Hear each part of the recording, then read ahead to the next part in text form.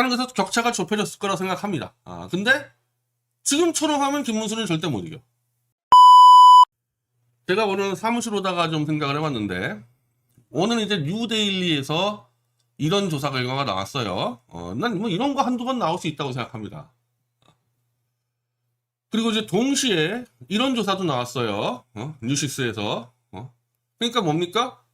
10%에서 한 4% 사이다. 그러면 이제 뭐 7, 8% 차라 보면 되지 않겠어요? 이게 지금? 이게 뭐냐? TV 토론 이후 조사기 때문에 TV 토론 때 이재명이 빌빌빌빌 도망다녔잖아요. 태우패는 안 당했는데 빌빌빌빌 도망다니면서 주로 이준석에게 좀 두들겨 맞은 부분들이 이제 데미지가 돼가지고 이재명이가 떨어지는 거죠. 이재명이 떨어지는 거죠. 상대적으로. 다른 것에서 격차가 좁혀졌을 거라 생각합니다. 근데 지금처럼 하면 김문수는 절대 못 이겨. 왜?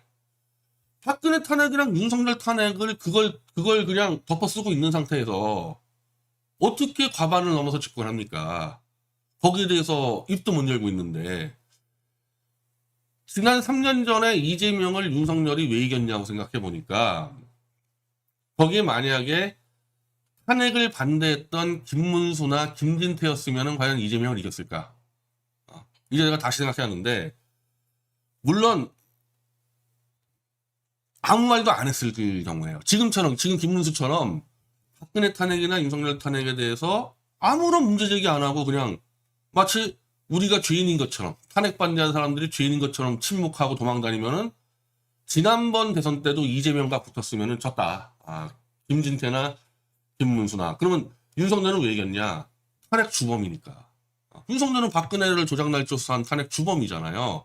그러니까 박근혜 탄핵에 대해서 6대3, 심지어 7대3이야. 탄핵을 찬성한 사람이 65, 탄핵 반대한 35. 지금 윤석열 같은 경우는 탄핵을 찬성한 사람이 60, 반대해서 40인데, 그 기울어진 운동장에서 우린 탄핵당한 병신들입니다. 우린 잘못했습니다. 이러고 다니면서 표를 절대 이길 수가 없다는 거죠.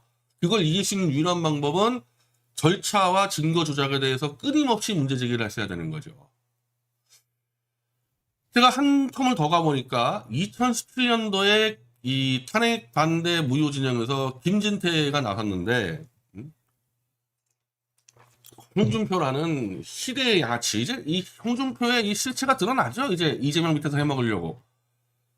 홍준표는 박근혜 탄핵을 찬성도 했다, 반대했다, 그냥 한마디로 여기저기 사기치는 인물인데, 저는 그때 김진태를 끝까지 도왔을 때 김진태가 홍준표를 왜 못 이겼냐? 그때는 우리가 태블릿 조작 증거도 완벽하게 갖추지 못했었고요. 헌법재판소의 박근혜 탄핵에 대한 절차 위반도 우리가 제대로 못 짚었어요. 이거 언제 다 됐냐? 2년, 3년 지나서 제가 2020년 3월 5일부터 이제 태블릿 조작을 완벽하게 잡기 시작하고, 그때부터 저기 이제 뭐 최명성이나 이제 뭐 등등 박근혜 변호했던 사람들이 책을 내고, 최순실 변호했던 이경재 변호사가 책을 내고, 또 뭐 이거를 뭐 연구한 사람들, 대학 교수나 변호사들이 책을 내서, 또 저 우종찬 기자 등등이 박근혜 탄핵의 절차의 문제점들을 짚은 책들이 10권 이상 나오면서, 뭐 저는 그 책을 다 읽었겠지 않겠습니까? 그러면서 이제 2020년, 21년 되면서 이 박근혜 탄핵이 심각하게 잘못됐구나. 그때야 알았기 때문에 2017년도에는 김진태 갖고 홍준표를 못 이겼던 거죠. 그럼 2022년은 탄핵 주범 윤석열을 스카우트해오는 변태짓을 해가지고 어쨌든 이재명을 간신히 이겼는데, 지금은 박근혜 탄핵뿐 아니라 윤석열 탄핵의 문제점 실시간으로 우리가 다 잡아내잖아. 왜냐면 박근혜 뚜리가 한번 해봤기 때문에. 그럼 그 데이터가 다 합쳐 있어요. 그걸 김문수가 들고 나가서 국민들에게 알려야 되는 거야. 그걸 안 하면 진영 논리로 한 10에서 5% 그냥 지는 거야. 진영 논리로. 이거는 이런 경우가 허다해요. 이런 경우 하면 복싱 경기에서 12라운드 하잖아요. 한 라운드당 뭐 1점씩 지는 거야. 그러면 나중에 얼마 지냐면은 10대9 10대9 하잖아요. 그럼 12점 지잖아. 그럼 2라운드에 하나씩 지잖아요. 그럼 6점 지는 거잖아요. 카운트에서 6점 차면 엄청난 큰 차이인데 6점으로 그냥 지는 거야. 계속 져. 그러다가 그러면 그런 선수는 나중에 링에 안 올려 버립니다. 마이크 타이슨 같은 선수는 어떻게 하냐면은 지고 있잖아? 그러면 KO를 당할지언정 그냥 판정으로 안 져요. 그래서 마이크 타이슨은 내가 알기로는 6번을 졌는데 6번 전부 다 KO 패당합니다. 네. 6출에 됐어. 점수가 한 4, 5점 뒤졌어. 그럼 이 어차피 지네? 덤벼 들어가는가? 들어가다가 카운터 맞고 KO 당하는 건데 그 마이크 타이슨은 은퇴하고도 지금까지 복싱 팬이 가장 좋아하는 선수잖아요.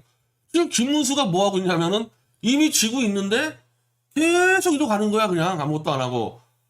지금 이 표가 좀 좁혀지는 거는 원래 보수층이 이제 선거가 다가오면은 지금은 야 이거 어차피 졌다 해가지고 등산 잡고 낚시 잡고 하는데 결국 6월 3일 가잖아요.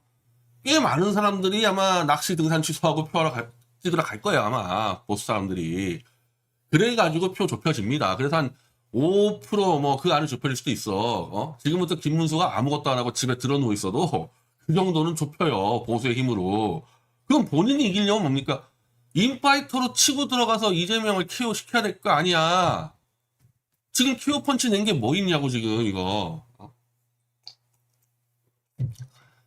자 이런 개돼지들 봐요. 난 김문수 쪽에 이런 개돼지들이 지금 다 장악하고 있다 보는데 김문수가 지금 박근혜 불법 탄핵, 윤석열 불법 탄핵 외쳐서 그게 이번 선거를 엎을 수 있다고 생각하는 건 공감이 전혀 안 됩니다. 이게 지금 김문수 쪽 측근들의 생각입니다. 이게 명문상 오는 것과 현실에 표가 되는 건 지금 전혀 야 이 개돼지들아 그러면은 표 가져와봐.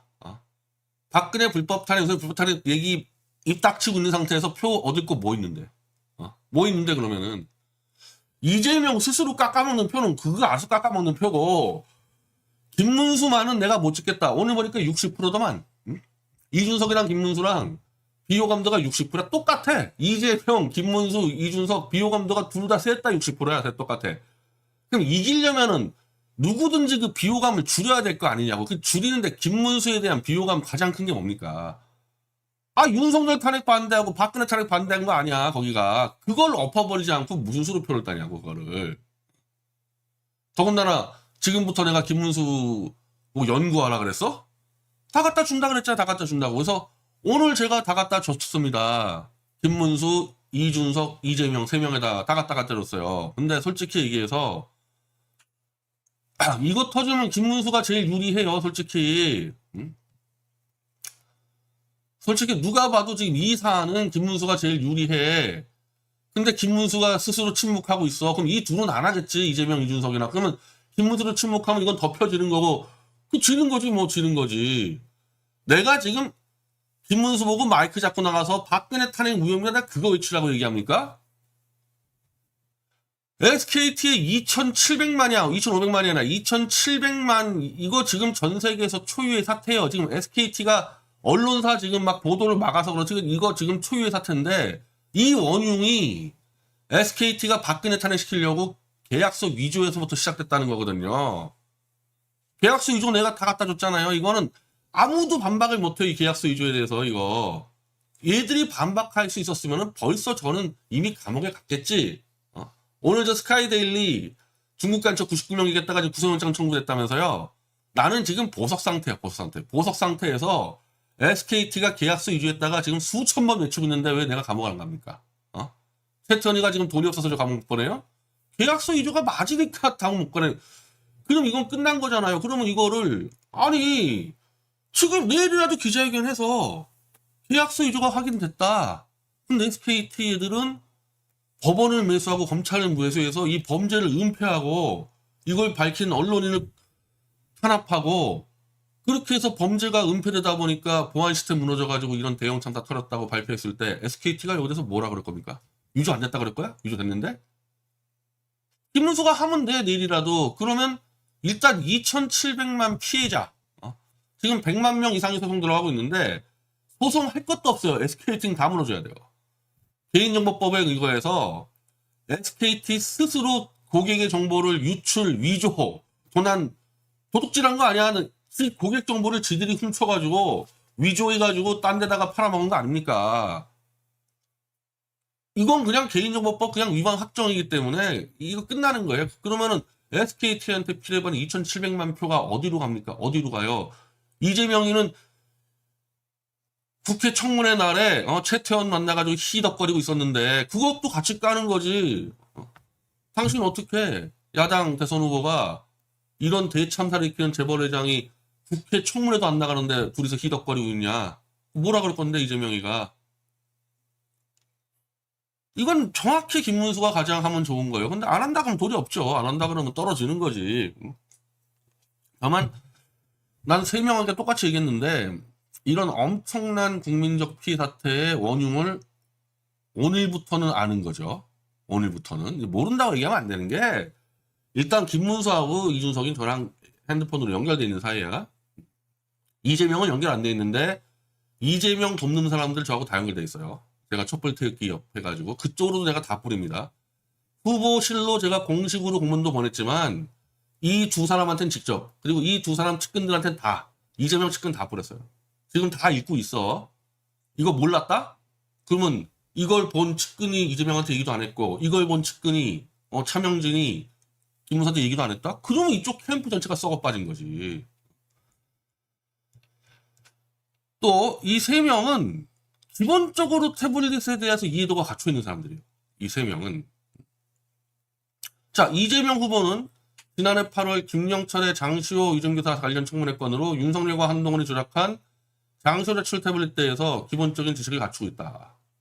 갖추고 있는 것을 알고 있는 게 아니라 정규자와의 인터뷰에서 정확히 얘기했죠. 태블릿 조작은 그냥 낭설이 아니라 근거 있는 거다. 유력한 자기 당무하는 사람들도 그렇게 자기한테 보고했다. 자, SKT의 계약서 위조가 뭐냐? JTBC 태블릿의 실사용자를 김한수를 감추려고 한 위조 사건입니다.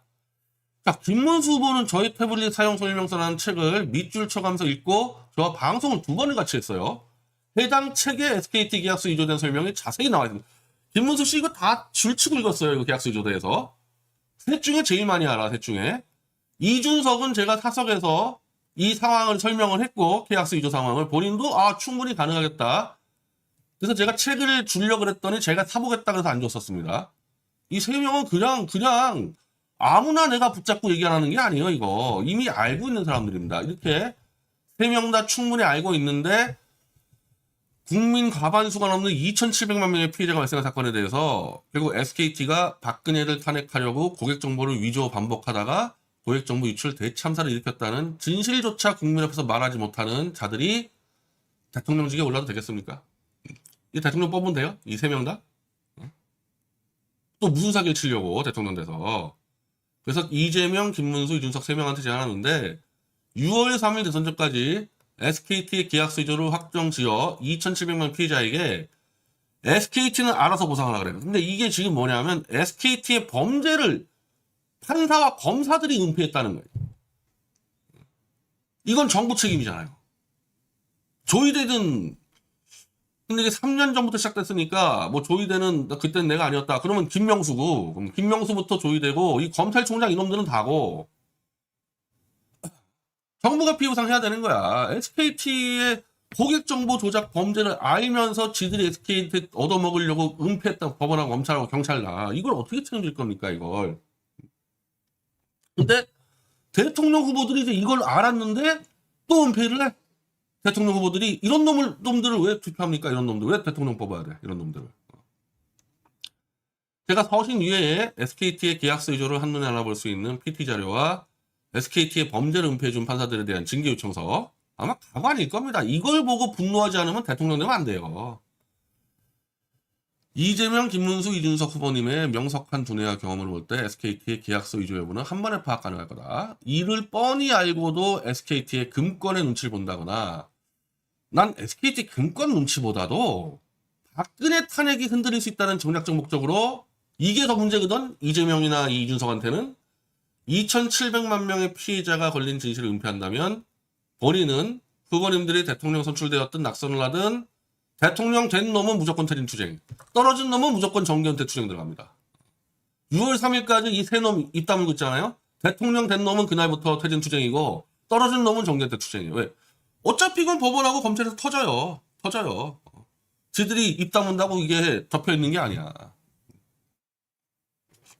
다른 건 몰라도 이걸 보면 몰라. 이 사인이 다른 게 이거 딱 보면 모르냐고 이거. 하여튼 대선 치른다고 막 좋다고 희덕거리는데 잘못 걸리면은 그냥 다 정계 은퇴예요. 다 정계 은퇴.